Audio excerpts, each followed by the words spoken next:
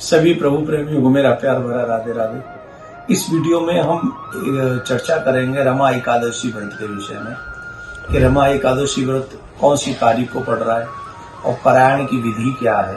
तो ये सभी आप लोग बड़े ध्यान पूर्वक श्रवण करेंगे कि रमा एकादशी व्रत करने से बहुत पुण्य, बहुत बड़ा फल इससे प्राप्त होता है। लेकिन हम चाहेंगे कि पहले आप रमा एकादशी व्रत की कथा को श्रवण करें। पूर्व काल में एक राजा मुचकुंद हुआ करते थे।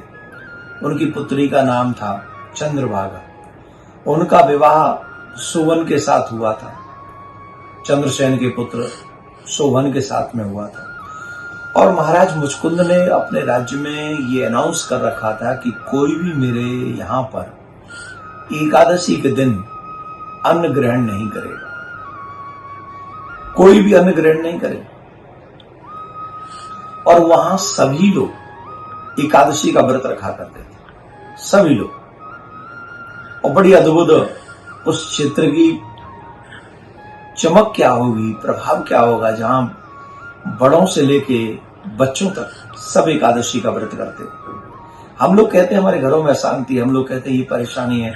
अरे भाई, व्रत, कीर्तन, तप, साधन, भजन, कुछ तो ऐसे संसाधन होने चाहिए जिनकी वजह से हमारे घर की सारी अशांति समाप्त हो। उस राज्य में सभी लोग व्रत करते थे, पर शोभन ने, क्योंकि वो चंद्रसेन के राज्य में रहते थे, तो कभी वो व्रत नहीं करते थे। अब संयोग ऐसा बना कि जिस दिन उनको आना हुआ उस दिन एकादशी, और उनसे भूखा रहा नहीं जाए, बिल्कुल भूखा नहीं रहा जाए। अब तो वो परेशान। तो उनकी पत्नी ने कहा कि आप मेरे राज्य में तो भोजन कर नहीं सकते, यहां तो एक ही दंड है, मृत्यु दंड। तो अब अगर आपको बचना है तो आप दूसरे राज्य में चले जाइए।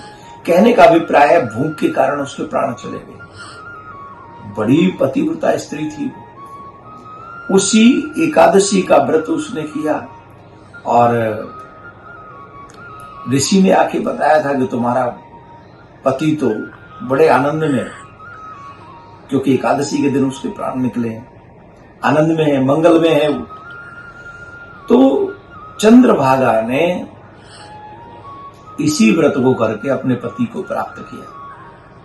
ये जो रमा एकादशी का व्रत है, मां लक्ष्मी जी के नाम से इस व्रत को कहा गया है। जो भी मनुष्य इस व्रत को करता है, मां लक्ष्मी की कृपा बनी रहती है। बड़े से बड़े जघन्य पाप जो हैं वो इस व्रत को करने से समाप्त हो जाते हैं। ऐसा कोई पाप नहीं है जिस पाप को ये रमा एकादशी का व्रत काट न सके। तो इसके लिए हम 28 अक्टूबर 2024 को हम ये रमा एकादशी का व्रत करेंगे। और इसका पारायण 29 अक्टूबर को सूर्य उदय के पश्चात 6:28 से 7:25 तक ये पारायण हम लोग करें 29 अक्टूबर को। तो रमा एकादशी का व्रत हम लोग 28 अक्टूबर को रखेंगे। आप लोग सब अधिक से अधिक इस कथा को सुने भी और लोगों को भी सुनाए। इस कथा को सुनाने से, सुनने से दोनों को ही बहुत बड़ा फल प्राप्त होता है। माँ एकादशी आप सबका कल्याण करें, प्रिया कांजू आपका कल्याण करें, ऐसी प्रार्थना करता हूँ। राधे राधे।